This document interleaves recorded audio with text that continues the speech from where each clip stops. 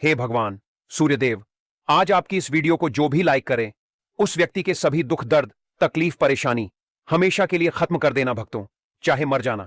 लेकिन रविवार के दिन इन 9 कामों को करने से जरूर बचे। यदि आपने ऐसा किया तो माता लक्ष्मी आपसे रुष्ट हो सकती है, जिससे आपके जीवन में आर्थिक संकट और कंगाली का आपको सामना करना पड़ सकता है। गुरुजी ने अपनी कथा में बताया है कि रविवार का दिन विशेष महत्व रखता है और इस दिन कुछ कामों को करने से बचना चाहिए। यदि कोई व्यक्ति इन बातों को अनदेखा करता है तो माता लक्ष्मी की कृपा उस घर से दूर हो जाती है। हमारे हिंदू धर्म में रविवार का दिन धन की देवी माता लक्ष्मी जी और भगवान सूर्यदेव जी को समर्पित है। यह दिन न केवल पूजा और श्रद्धा का है, बल्कि कुछ विशेष बातों का ध्यान रखने का भी है। गुरुजी ने कहा है कि जो लोग रविवार को यह 9 काम करते हैं, उनके जीवन में सुख समृद्धि नहीं आती और घर में आर्थिक समस्याएं बढ़ सकती हैं। खास तौर पर सुहागन महिलाओं को इन नियम का पालन करना चाहिए ताकि परिवार पर धन और खुशहाली बनी रहे। अगर आप भी इन गलतियों से बचना चाहते हैं तो इस वीडियो को पूरा देखें। इसमें दी गई जानकारी न केवल आपके लिए उपयोगी होगी, बल्कि आपके जीवन में बदलाव लाने का माध्यम बन सकती है। इस वीडियो में हम आपको विस्तार से बताएंगे कि रविवार के दिन कौन कौन से काम करने से बचना चाहिए। इसके साथ ही यह भी समझाएंगे कि इस दिन क्या खाना चाहिए और किन चीजों से दूर रहना चाहिए ताकि आपके परिवार पर किसी भी प्रकार का दोष न लगे। इसके अलावा हम आपको रविवार के दिन किए जाने वाले कुछ सरल लेकिन प्रभावी उपाय भी बताएंगे जो आपके जीवन को सकारात्मक दिशा में ले जा सकते हैं। अगर आप चाहते हैं कि माता लक्ष्मी की कृपा हमेशा आप पर बनी रहे तो इस वीडियो को लाइक करें और प्राचीन जानकारी चैनल को सब्सक्राइब करना ना भूलें। कमेंट बॉक्स में जय लक्ष्मी माता लिखकर अपनी श्रद्धा व्यक्त करें। दोस्तों, जीवन में सुख समृद्धि और सफलता पाने के लिए यह वीडियो पूरा देखें। इसे बीच में रोकने या टुकड़ों में देखने से आप महत्वपूर्ण जानकारी से वंचित रह सकते हैं। गुरुजी का कहना है कि केवल मंगलवार, गुरुवार और शनिवार ही नहीं, बल्कि रविवार को भी कुछ ऐसे काम हैं जो करने से बचना चाहिए, जिसके बारे में शायद कम ही लोग जानते होंगे। हिंदू धर्म में रविवार का दिन भगवान सूर्यदेव और माता लक्ष्मी को समर्पित माना गया है। यह दिन मां लक्ष्मी को समर्पित है, इसलिए इस दिन घर में सुख समृद्धि के लिए उनकी विशेष पूजा की जाती है। इसके साथ ही रविवार के दिन व्रत भी रखा जाता है। लेकिन अगर आप इस दिन कुछ गलत कार्य करते हैं तो इससे धन का नाश होने की संभावना रहती है। रविवार का दिन लक्ष्मी माता का होता है और हर व्यक्ति के घर में लक्ष्मी का होना बहुत जरूरी है, क्योंकि आज के समय में धन दौलत के बिना जीवन अधूरा है। तो भक्तों, आपका समय बर्बाद न करते हुए वीडियो को शुरू करते हैं। हमें अपने घर के मुख्य द्वार पर कुछ खास बातों का ध्यान रखना चाहिए ताकि घर में सुख समृद्धि बनी रहे। सबसे पहले, कभी भी घर के मुख्य द्वार पर जूते, चप्पल और झाड़ू नहीं रखने चाहिए। ऐसा माना जाता है कि अगर कोई व्यक्ति अपने घर के प्रवेश द्वार पर इन चीजों को रखता है तो मां लक्ष्मी नाराज होकर लौट जाती है। लक्ष्मी जी के घर में प्रवेश न करने पर दरिद्रता अपना डेरा जमा लेती है, क्योंकि जहां लक्ष्मी नहीं होती वहां उनकी बड़ी बहन दरिद्रता का वास होता है। आपने देखा होगा कि कई लोग अपने घर के दरवाजे पर नींबू और हरी मिर्च लटकाते हैं। इसके पीछे एक खास कारण है। माना जाता है कि दरिद्रता देवी का मुख्य आहार नींबू और मिर्च होता है, और जहां यह लटके होते हैं वहां दरिद्रता प्रवेश नहीं करती। इसलिए लोग इन्हें दरवाजे पर लटकाते हैं ताकि घर में दरिद्रता ना आए और लक्ष्मी जी का वास बना रहे। अब सवाल यह आता है कि कई घरों में मां लक्ष्मी क्यों नहीं आती? इसका एक बड़ा कारण यह है कि जिन घरों में महिलाओं का सम्मान नहीं होता वहां लक्ष्मी जी कभी प्रवेश नहीं करती। इसके अलावा अगर किसी घर में खंडित मूर्ति की पूजा की जाती है तो यह भी अशुभ माना जाता है। खंडित मूर्ति नकारात्मक ऊर्जा का प्रतीक होती है और जहां इसकी पूजा होती है वहां भी लक्ष्मी जी नहीं ठहरती। रविवार के दिन हमें कुछ कार्यों से भी बचना चाहिए ताकि घर में शुभता बनी रहे। अगर हम इन बातों का ध्यान रखें तो घर में मां लक्ष्मी का वास होगा और हर प्रकार की दरिद्रता दूर रहेगी। तो दोस्तों, अब जानते हैं कि रविवार के दिन कौन से 9 काम नहीं करने चाहिए। पहला, कुछ चीजों का दान ना करें। गुरुजी कहते हैं कि रविवार को दान पुण्य करना अच्छा माना जाता है, लेकिन इस दिन कुछ चीजों का दान करना शुभ नहीं होता। जैसे कि रविवार को चीनी और चांदी का दान करने से बचना चाहिए। मान्यता है कि चीनी का दान शुक्र ग्रह को कमजोर करता है, जिससे भौतिक सुख में कमी आ सकती। दूसरा, घर या जमीन ना खरीदें। हर इंसान का सपना होता है कि वह अपनी प्रॉपर्टी का मालिक बने, लेकिन अगर आप रविवार के दिन घर या जमीन खरीदने की सोच रहे हैं तो इस काम को टाल दें।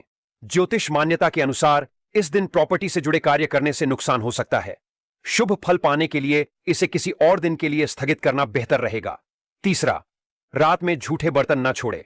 हमारे बड़े बुजुर्ग हमेशा से सलाह देते आए हैं कि रात को झूठे बर्तन घर में ना छोड़े, खास तो मां लक्ष्मी नाराज हो जाती हैं। माता लक्ष्मी को साफ सफाई बहुत प्रिय होती है। कहा जाता है कि वे हर शाम हर घर में भ्रमण करती हैं और जिस घर में गंदगी होती है वहां वे प्रवेश नहीं करती। इसलिए खास तौर पर रविवार के दिन शाम को सोई की सफाई का विशेष ध्यान रखें। झूठे बर्तन धोकर उन्हें सही जगह पर रखें ताकि मां लक्ष्मी का आशीर्वाद आपके घर पर बना रहे। चौथा, घर को गंदा ना रखें। यह मान्यता है कि साफ सफाई वाले घरों में लक्ष्मी जी का वास होता है। जहां गंदगी होती है वहां वे जाना पसंद नहीं करती। रविवार का दिन मां लक्ष्मी को समर्पित माना जाता है, इसलिए इस दिन भूलकर भी घर में गंदगी नहीं करनी चाहिए। जिस घर में साफ सफाई रहती है वहां मां लक्ष्मी जरूर आती हैं और उस घर को धन समृद्धि से भर देती हैं। और जहां गंदगी रहती है वहां लक्ष्मी जी का वास नहीं होता। दोस्तों, साफ सुथरे किचन में मां लक्ष्मी का वास होता है। इससे घर में वैभव और सुख शांति बनी रहती है। रात के समय किचन में गंदे बर्तन छोड़ने से बचना चाहिए। ऐसा माना जाता है कि इससे लक्ष्मी माता नाराज हो जाती हैं और घर में अशांति का माहौल बन जाता है। इसके साथ ही यह स्वास्थ्य पर भी नकारात्मक असर डाल सकता है। रविवार का दिन धन की देवी मां लक्ष्मी को समर्पित माना गया है। इस दिन पैसों का लेन देन करने से बचना चाहिए। ऐसा कहा जाता है कि रविवार को किसी को पैसे उधार देने या लेने से लक्ष्मी माता अप्रसन्न में धन की कमी हो सकती है। शास्त्रों के अनुसार इस दिन आर्थिक लेन देन से बचना चाहिए ताकि घर में सुख समृद्धि बनी रहे। इसके अलावा पूजा सामग्री और किचन में इस्तेमाल होने वाली चीजें भी रविवार को खरीदने से बचे। प्रॉपर्टी खरीदने या बेचने को भी इस दिन अशुभ माना गया है क्योंकि इससे परिवार पर नकारात्मक प्रभाव पड़ सकता है।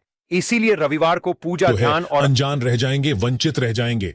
इससे आज मैं आप लोगों को धन प्राप्ति करने के साथ साथ दिव्य दृष्टि प्राप्त करने का सरल प्रयोग बताऊंगा जिससे आप देवी देवताओं को अपनी नग्न आंखों से देख सकते हैं। दोस्तों, बताना चाहूंगा, जो ये गुंजा नाम का पौधा देख रहे हैं ये बहुत ही कीमती है। इसे गुंजा के नाम से जानते हैं। आप हमें कमेंट में जरूर बताना आप कौन से राज्य से हमारी वीडियो को देख रहे हैं और इसे आपके यहां किस नाम से जाना जाता है। कई जगह इसे घोंगची के नाम से जानते हैं, कई जगह इसे रति के नाम से जानते हैं। अब इसका नाम रति क्यों पड़ा है, थोड़ा सा इसके बारे में भी विश्लेषण कर लेते हैं। रति क्यों पड़ा है? क्योंकि प्राचीन समय में स्वर्ण तौलने के लिए इसका प्रयोग करते थे। जैसे आज भी देखना, एक रति, दो रति, तीन रति, इस प्रकार बोला जाता है। तो ये जो स्वर्ण जो है एक प्रकार के कहा जाए तोलने के लिए या फिर सोना बेचने के लिए एक रति के बराबर, जैसे कि इसे रति बोला जाता है, तो इसके बराबर सोना दिया जाता था। तो इसका प्रयोग आज भी होता है। जो ये गुंजा है ये तो लाल कलर की गुंजा है। इसकी 3 प्रजाति होती है, लाल गुंजा, सफेद गुंजा और काली गुंजा। लाल गुंजा जो है बहुत ही आसानी से आपको जाड़ वाले स्थान पर दिख जाती है, जैसे कि मैं अभी दिखा खा रहा हूं। और इसकी जो छोटी पत्ती वाली बेल होती है देख सकते हैं हमारी वीडियो के माध्यम से। और जो ये लाल गुंजा है बहुत ही ये भी चमत्कारिक होती है और जो सबसे ज्यादा दुर्लभ कही गई है तंत्र शस्त्रों में वो है काली गुंजा। जो काली गुंजा थोड़ा मुश्किल से दुर्लभता से मिलता है, लेकिन मिल जाता है। लाल से ही काली गुंजा उत्पन्न होती है। और जो सफेद गुंजा है वो तंत्र की दृष्टि से, दिव्य की दृष्टि से बहुत ही उत्तम होती है। तो आइए मैं आप लोगों को इसके बारी बारी से प्रयोग बताऊंगा।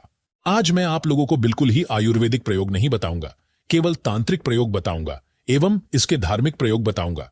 इसलिए बोल रहा हूं, कोई भी जो जानकारी होती है व्यर्थ नहीं जाती। अभी नहीं तो यह जानकारी आपको आगे चल करके काम आएगी। और वीडियो को आधे बीच में छोड़ डीच करके जाते हैं, हमेशा आपको पछताना पड़ेगा। अधूरा ज्ञान हमेशा खतरनाक साबित होता है। और रही बात स्माइल फैमिली चैनल की, तो स्माइल फैमिली चैनल का मकसद है जनहित एवं जन कल्याण करना। अन्यथा हम इस प्रकार के ज्ञान को अपने तक सीमित रखते आपको बताने की क्या जरूरत है। इस प्रकार के ज्ञान को हम पैसे में भी बेच सकते हैं। लेकिन बिल्कुल ही हम चाहते हैं कि भारत में हर बच्चे को